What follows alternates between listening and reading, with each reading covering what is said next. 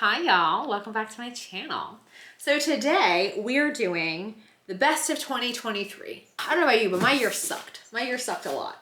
I would say 2023 was a year where there's definitely good things that happened. I'm definitely glad for a few things that happened, but on the whole, I think 2023 was maybe the most, I would argue was the most difficult year of my life in ways that are probably very universal, but could have easily have killed me.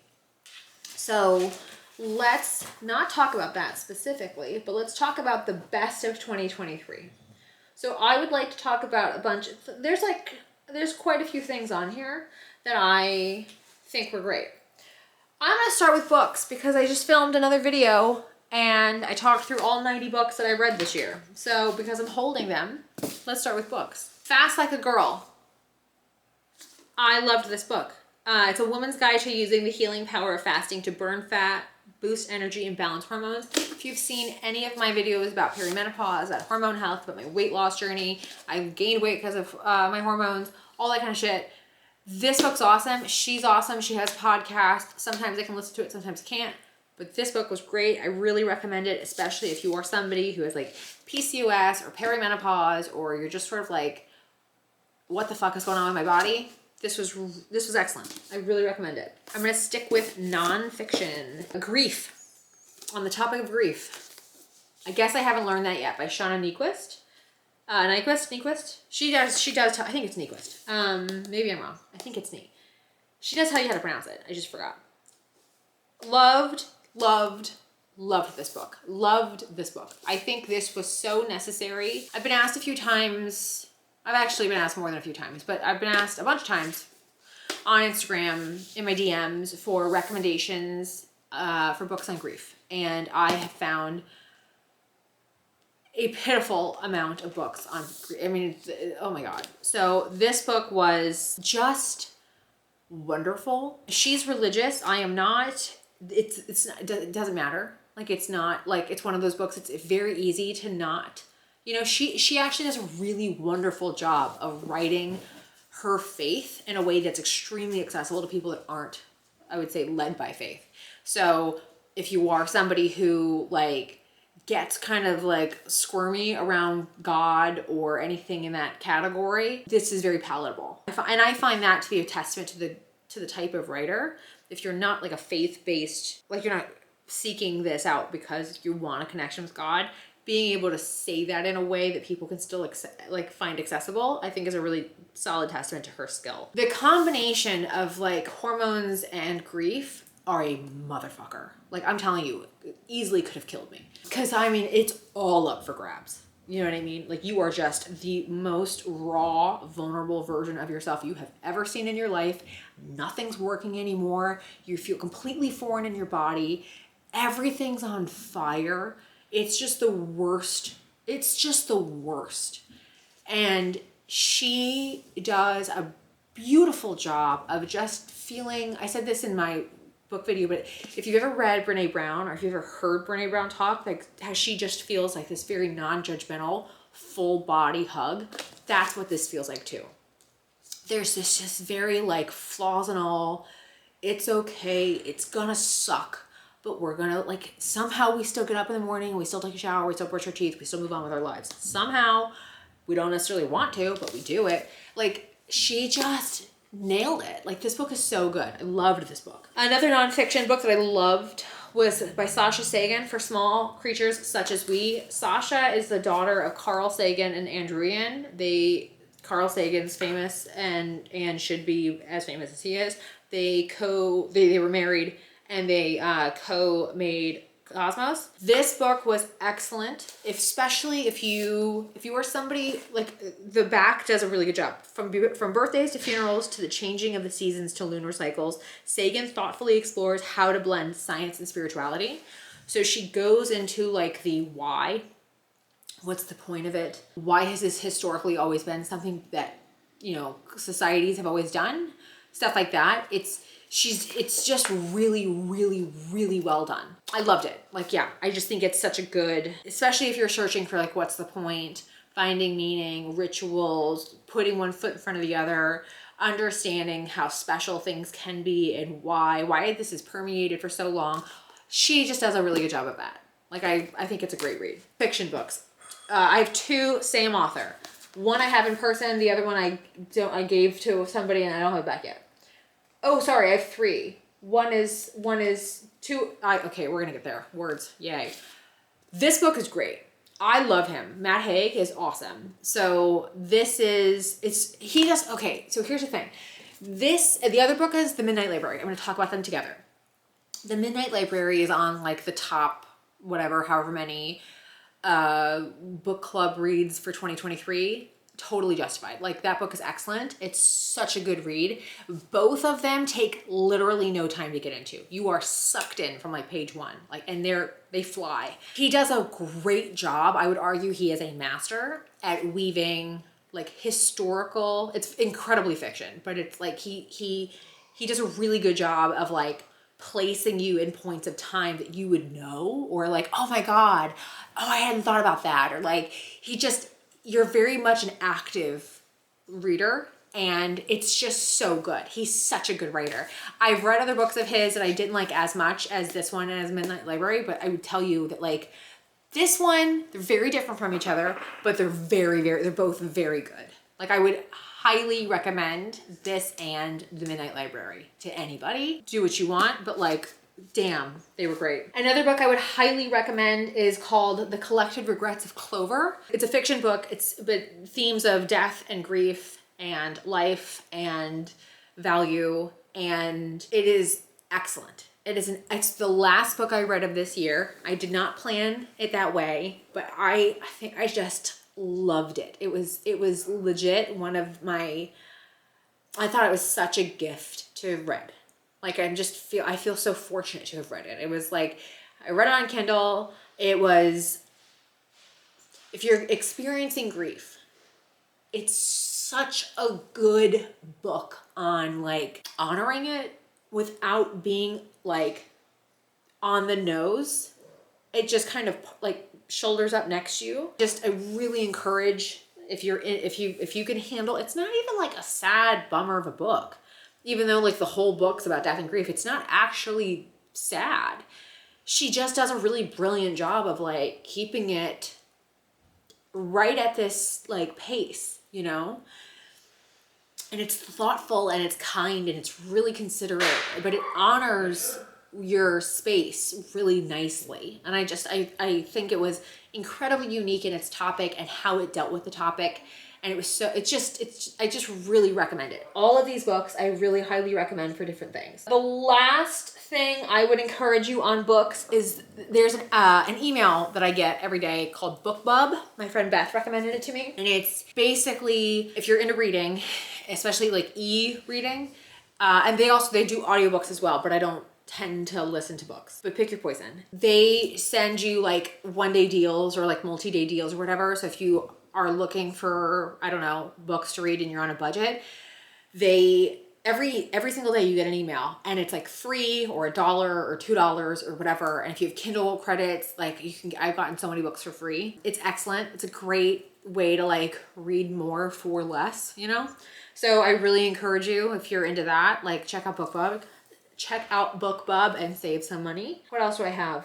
When I was compiling this list, I'm mindful to not just be like, buy shit. And I realize I just gave you a whole bunch of book recommendations, but like there are other things. I think two things there's a bunch of stuff that I think were great from a health perspective.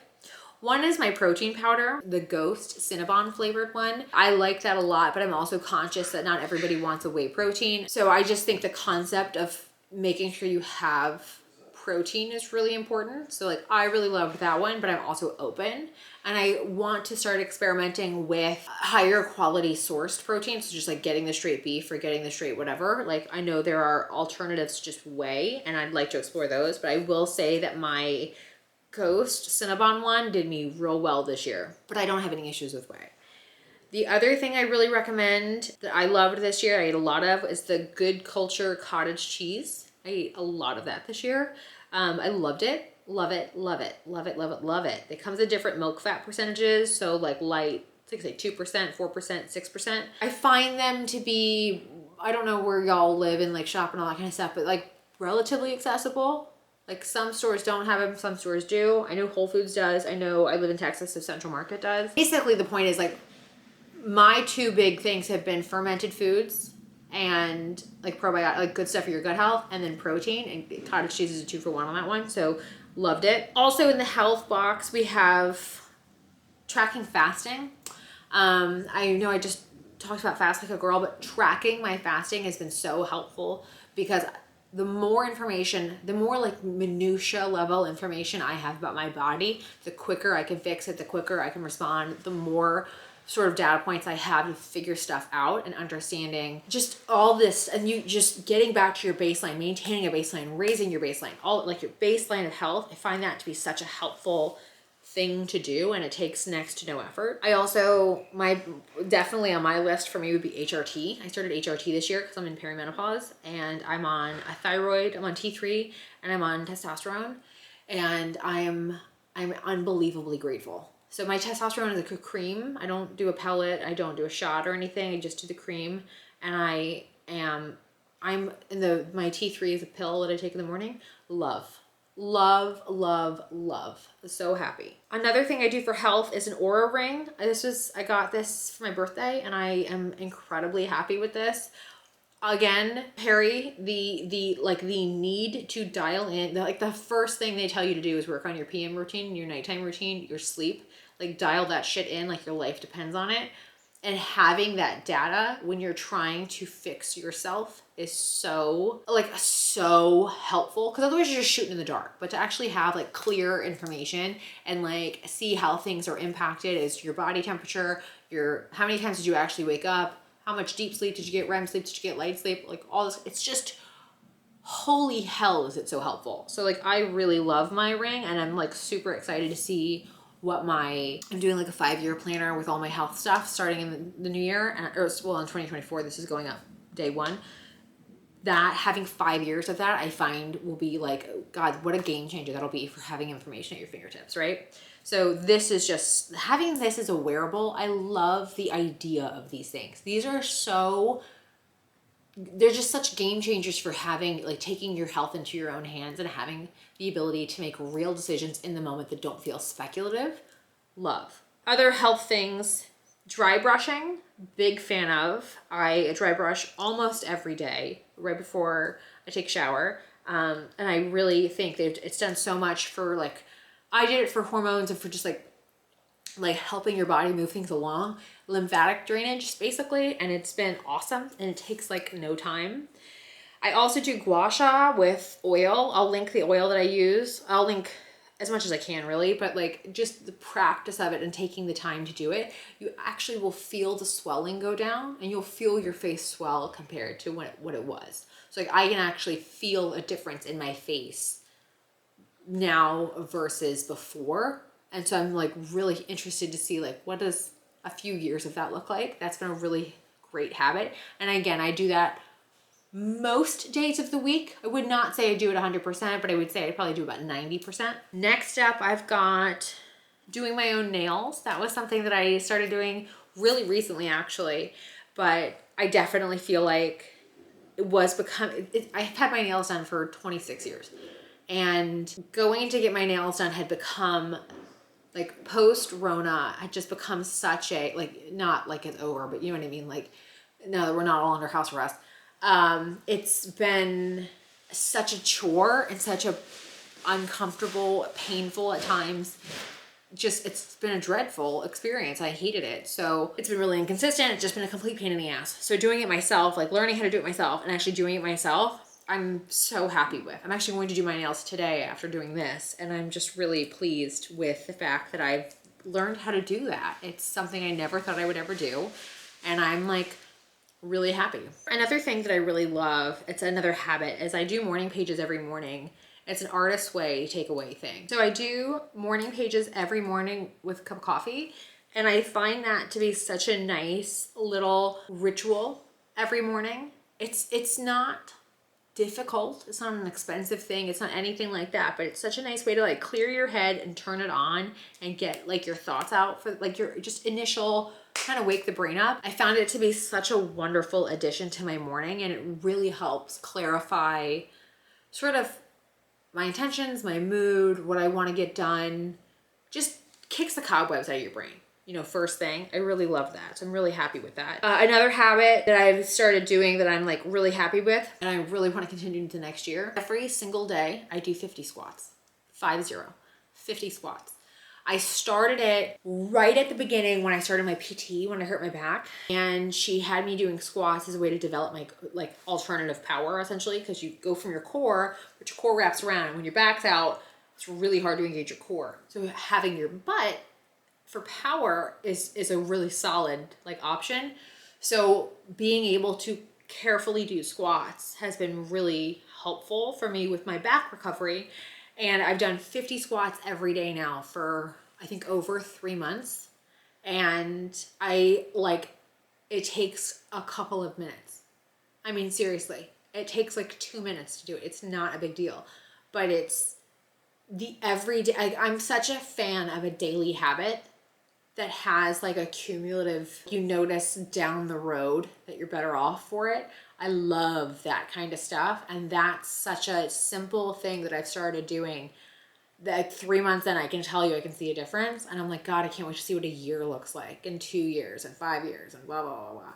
And then I think from the health perspective of my back, I think it's incredibly helpful. So like not only does your butt look better, but like your back's in good shape. Some fashion things that I would definitely encourage. There's only a few things. One is, I'll link this. It's my Amazon bodysuit that I wear a lot. I got it. It's like a dupe to the Skims one, but they're always sold out. So it's by Pumi, P-U-M-I-E-Y. They're like $28, and I have a ton of them. I think I have like 3 or 4 of them. I love them. They're awesome. Like they're so comfortable. They're so easy to wear. This is a Skims dress, or this is maybe a Pumi dress. I don't know. That's the thing that sucks, is they tend to sell out in like the sizes that I wear, Skims does, so then you have to go to Amazon, but at least they find these brands that like do really good dupes, which I know you're not supposed to say that, but here we are. I get like in trouble with Amazon every once in a while for saying that stuff, so I'm careful, but everybody knows what it is. Anyway, the Pumi bodysuit is amazing, and it's so worth the money, and it wears and washes really, really well. So I really recommend it if you were like having a hard time sourcing yours, or they're sold out, or whatever, you don't want to spend the money. Here you go. Here's a really good option. And it comes to your house in like 2 days. There's a body wash, the Salt and Stone. Actually, I would argue anything Salt and Stone Santal and Vetiver, I think is what their fragrance profile is called. If you're into Santal Le Labo, like the 33, I went on this whole mission this year to find body wash and deodorant and everything that like fit my fragrance, vibe. And everything smells like Santal to me, so like that's all I want. There are so many misses in that category, but I would highly recommend the Salt and Stone one. They have a great body wash. The deodorant's really good. It's non-irritating, because natural deodorants and I did not get along at first. Now we're okay. That one, the winner. The only thing that I think is kind of a dud is the moisturizer. The pump gets clogged really easily, so that was a miss, but really recommend the body wash and the deodorant. I will link them both below. Yeah, and that's really it. That's like the best of 2023 for me. I didn't want to do a list that was just a bunch of stuff to buy. I wanted to do a list of things that were like sort of enrichment. You know what I mean? But I feel like, for me at least, this year has been such a struggle of a year in ways that I have never experienced before, that are really, I think, universal, but also incredibly, like when at times in your life is like a really poignant time.